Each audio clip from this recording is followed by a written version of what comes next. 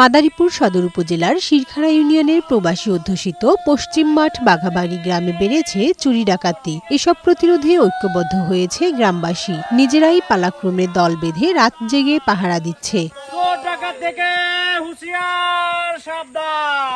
গেল ৯ আগস্ট রাতে এই গ্রামের এক স্কুল শিক্ষিকার বাড়িতে চুরির সময় সংঘবদ্ধ ৪ চোরকে ধরে পুলিশে সুপর্দ করে স্থানীয়রা। এরপর তারা ঐক্যবদ্ধ হয়ে চুরি, ডাকাতি ও ছিনতাই প্রতিরোধের সিদ্ধান্ত নেয়। একই সাথে স্থানীয় প্রশাসন ও পুলিশের কাছে দাবি জানান যেন আটককৃতদের কঠোর শাস্তি নিশ্চিত করা হয়। আমরা একজনের নাম জানি, তার নাম জাকির, মাদ্রাসার পাশেই বাড়ি। চুরি, ছিনতাই, ডাকাতি, মোবাইল চুরি, তার পিছনে একটা সিন্ডিকেট আছে। ডরবে আমরা কিছু বলতে পারি না। কোনো মোবাইল আমার এলাকায় নাই, কোনো ঘরেই নাই, সব নয়ে গেছে। সতর্ক হয়ে ঠাই, কিন্তু এরপরও আমরা ঘরে ভালোভাবে ঘুমাইতে পারি না। এই চোর গ্রুপ ধরা পড়ার পরে বলছে যে বাচ্চাদের এরপর কিডন্যাপ হবে।